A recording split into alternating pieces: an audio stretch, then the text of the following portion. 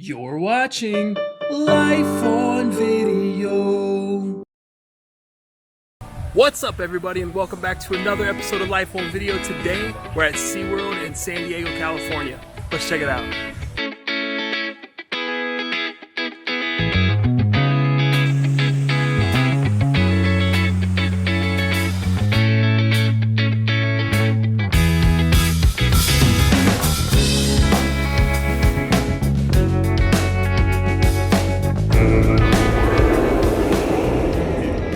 This is the line just to get up, to scan your tickets to actually get inside.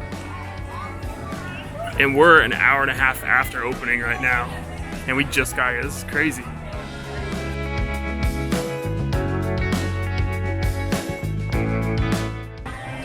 Right down there is the underwater viewing area for the orcas. And then up here, up top here, is obviously the above ground viewing area for the orcas. And just earlier, all their trainers were out, rehearsing with them. It was pretty cool. It's awesome to see the water is really blue.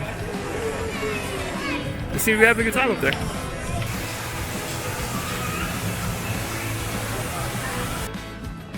A really fun thing about SeaWorld is they have all these living tide pools everywhere. I mean, these are real sea urchins, real snails. And in certain areas, you can see, I believe that's, I'm going to say bull kelp, I think is what it might be called. But you can see plants that grow in the ocean and everything. And you're more than welcome to reach in and touch on most of these pools as well, which is really, really fun for the kids.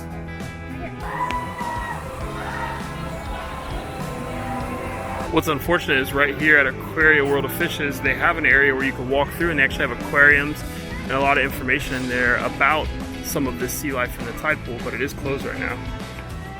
This ride is actually a continuous loop ride, but you can see right here all of these different seats are missing. They're doing a lot of maintenance on it right now. Oh, there's turtles. They're turtles. They actually have sea turtles in here. And this is part of the ride, the shipwreck ride. You'll see they come through right here on their rafts. But you have these massive sea turtles right here. That's awesome. At SeaWorld, if you need a little time away from all the chaos of the park, they have this in the back. It's called the Waterfront at SeaWorld. Basically, you can just walk back in here and take a chill. It's back here at the bay. They do have lawn chairs back here. And they also have a couple tables you can come eat back here. It looks like there's some concession stands that aren't running right now. But really, really nice area. Super, chilled back here too. Like the air is nice, the breeze is nice off the ocean. This is a nice little spot. Man, it doesn't matter where you go, even a place as prestige as SeaWorld, flamingos stink. The shark encounter, hands down, is one of my favorite exhibits here because of the setup. I like the look when you walk in and they have the background painted to make it feel like you're in a night scene on the cove just looking down at a bunch of sharks. And the underwater tunnel is really, really nice. Even though the moving sidewalk's not working right now, it's completely fine. If you've ever been to any aquarium, that is definitely on par with some really good aquariums that I've been to and seen those underwater tunnel exhibits, so give it definitely a thumbs up. Like the majority of theme parks, SeaWorld also has their own gay pride section for Gay Pride Month, which is amazing that they put the effort into creating these products to celebrate gay pride. Since we are here on the 6th of July, they still have their 4th of July merch left over, all their American flag merch. And I mean, I gotta be honest, I'm probably gonna grab some before I leave because that's just my jazz right there.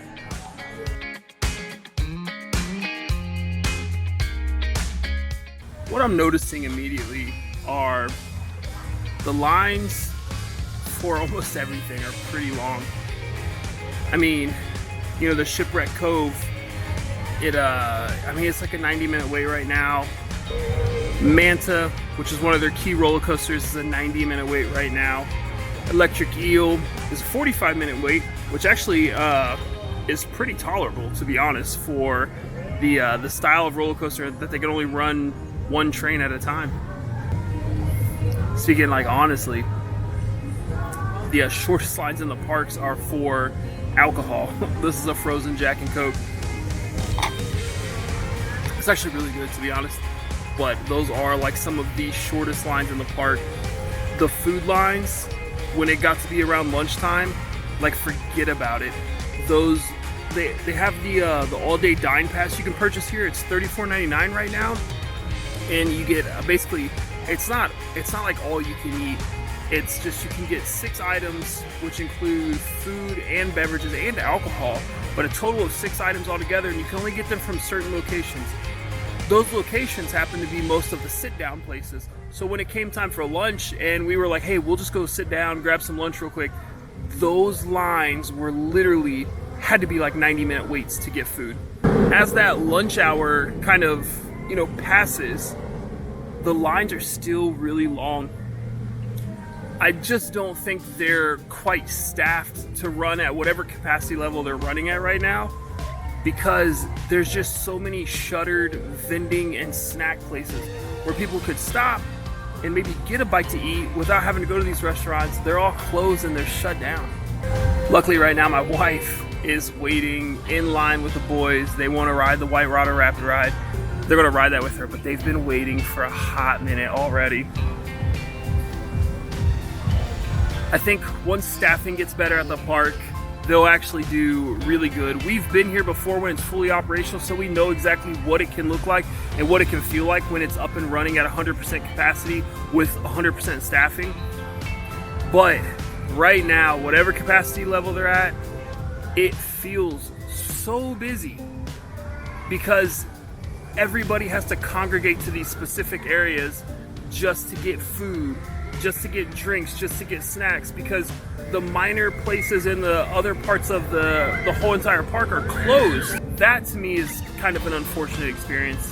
What I can say is if you're coming right now at this time, which is July 6th of 2021, give it some time. Like, wait it out a little bit.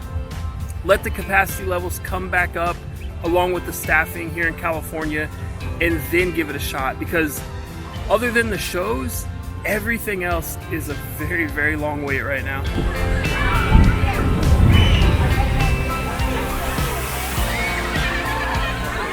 We just left the Dolphin Show, and that was actually really good. Like, the trainers are amazing, the dolphins were amazing. It was a very fun show, and the kids absolutely loved it.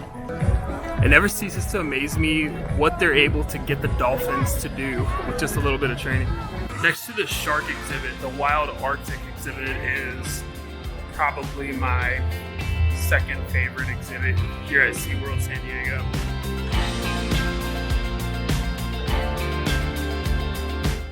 And what you'll find here in this Arctic exhibit are the different types of animals you would find in the Arctic. Of course, first one, beluga whales.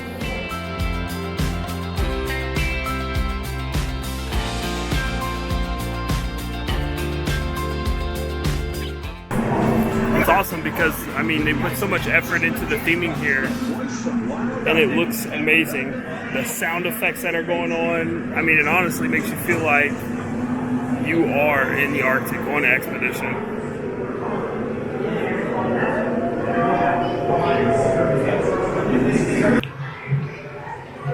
They have a simulated boat wreck out here. Anchor crashed through the side. The hull is smashed.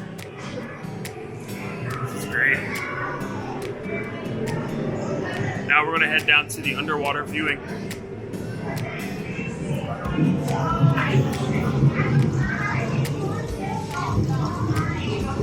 You can hear it sounds like water dripping.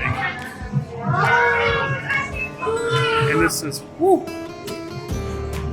Oh, that's real ice. Wow.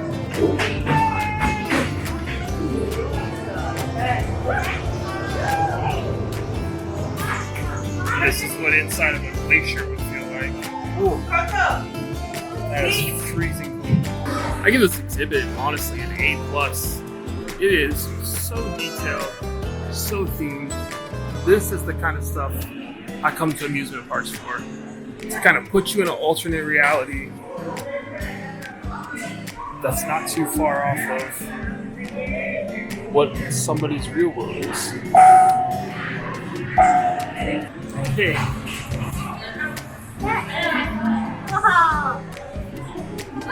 Wow. He is massive. That was a walrus. Now we're actually walking through the shipwreck that we viewed upstairs down into the beluga underwater viewing area.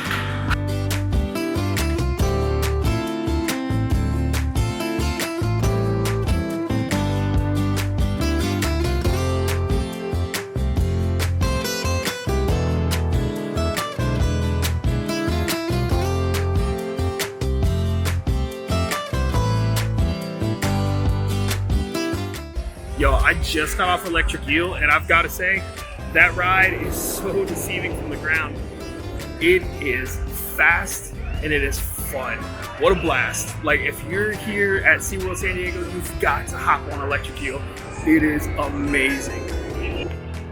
The crazy speeds you get up to when you're passing through the terminal with those boosters that they have, oh my gosh, amazing. Like, I just can't even explain it. It was a great ride. I know there are similar ones to this ride, but I'm sure they're all ride the same too, but this was amazing. It was my first experience on one, so awesome ride. Another thing that kind of gets me about SeaWorld is they don't have an interactive app, meaning there's no app to show wait times or anything like that, or where exactly you are in the park. It's just basically like a PDF or a JPEG of a map that you download, and you just have a picture of the map basically. So I think that could use a little bit of updating to better help the guests understand where the long waits are and where the short waits are. And I learned a little too late that they do have skip the line passes you can buy, which is kind of like a fast pass. Online it's $19.95 for the entire day.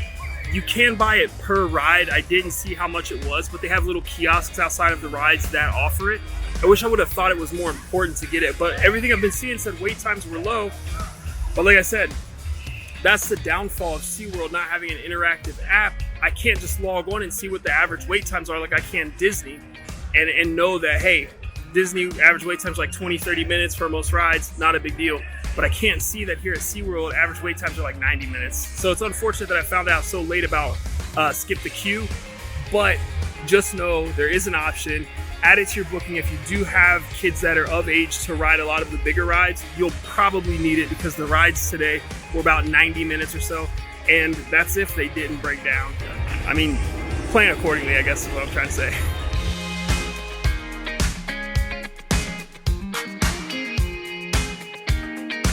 And that's going to do it from SeaWorld San Diego. We had a blast, even though there were a lot of lines, a lot of obstacles to overcome with the crowds and the low staff. We were able to turn it into a good time, and honestly, I would still suggest that if you're trying to come down here now at this point, give it a little bit of time, maybe just a couple more months. Let SeaWorld catch up with the staffing and things like that before you come down, because the crowds are growing, but it does seem that they are a little bit understaffed, so give it some time. But other than that, if you do come down, you can turn it into a great day. We went to the Dolphin Show. We did find some food. We just had hot dogs and pretzels, nothing crazy. But that's it. We had a great day, and we turned it into a good day, and I'm happy with that. So thanks for tuning in, and stay tuned for more content here on Life on Video. Later.